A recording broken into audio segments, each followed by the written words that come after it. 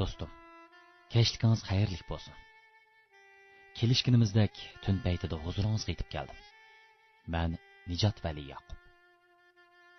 Bugun siz bilan tuvandagi hissiyotim haqida oz-to'la o'rtoqlashmoqchiman.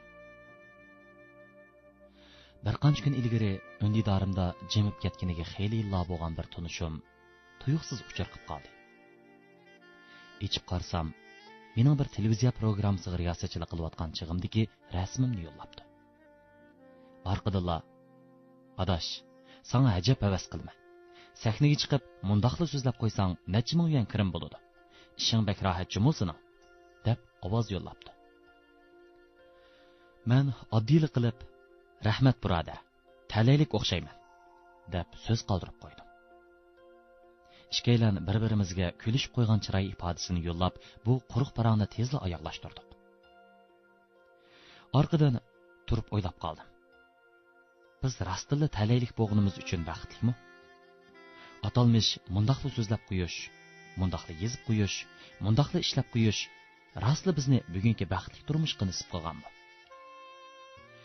Acaba bu talay ayni chog'da kasbni berilib o'rganish, kecha-kunduz ismini qo'shib ishlash, ustozlardan ta'lim olish, nurg'un vaqtimiz, zehnimizni sarf qilish bilan munosabatsizmidi? Menimcha undaq emas. Oldi bilan atrofimdan dadamni misolga olsam, mening nazarimda u ajoyib tirishchan, mas'uliyatchan kasb egasi. Televiziya sohasida 100 obro'yli tarjimon. Kichik vaqtimda hammanglar dadamni tirik lug'at deb sifatlaydi. Balkim ularning nazarida dadammi kat filmlarni mundaqli qilsa ajoyib isl tarjima qila oladigan usta tarjimon sanaldigandir.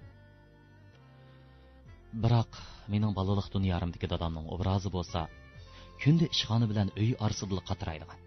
Hatto oilaga qaytgandan keyinmi kecha-kecha uxlamay tarjima bilan shug'ullanadigan. To'xtamasdan lug'at aqtirdigan, kitob varaqlaydigan jafokash obraz edi. Dal shundoq bo'lg'achqa yosh tarjimonlar qayerdan so'rsa, dadam darhol shu yerdan javob bera oladi. Mana bu balkim atalmish baxtning kaynidagi mushaqqat bo'lishi mumkin.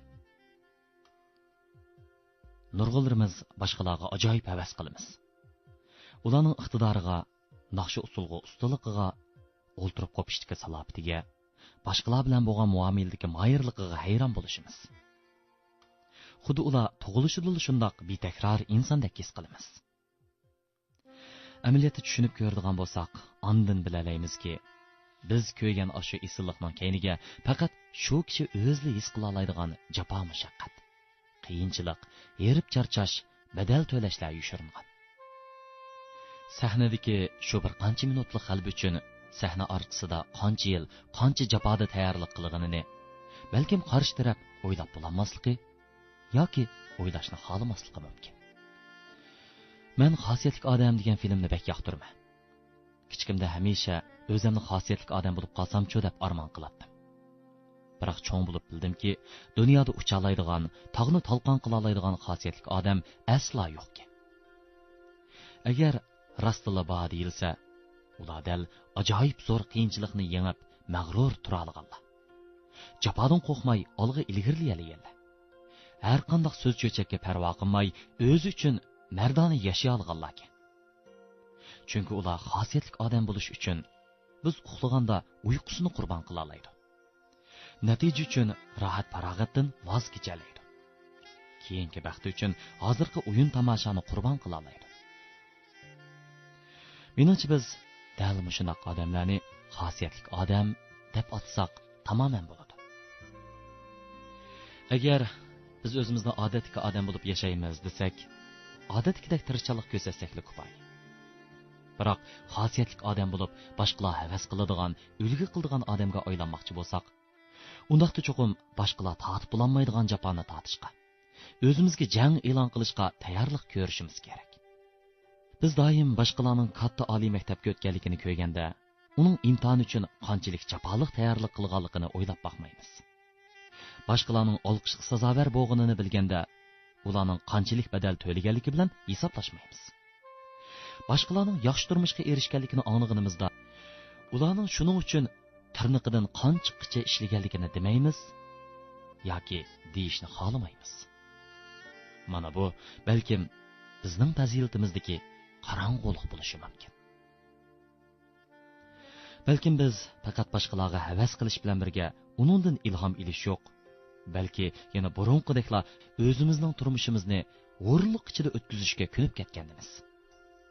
Mana bu boshqalarning turmushining manguga bizdan yaxshi bo'lishining birdan bir sababi xolos. Do'stim, esingizda bo'lsin, jafo chekmay halovat yo'q. Hech kim ajrsiz yaxshi kunlarga erishgan emas. Agarda bor bo'lgan taqdirdami, uning mangulik bo'lishi aslo mumkin emas. Shunga o'zgilarga solgan nazarimizni hamda bir o'zimizga sapaqaylik. Biz zodi qanchalik tirishchanlik ko'rsatdik? Xo'sh, do'stim, bugun mushunchalik mungdishayli. Agarda yuqorqi so'zlarimni to'g'ri ko'rsangiz, texmi ko'p do'stlarimizning ilhom elishi uchun chamirkangizga hambaharlab qo'ygaysiz. Do'stingiz Nijot ati saharda o'xshashla sizga yana davomliq go'zal kayfiyat va xayrli ishlarning yori bo'lishini tilaydi. Atlikka Beijing vaqti kech soat 11 da Nijot FM da sizni kutaman. Yaxshi tush ko'ring. Xayrli kash.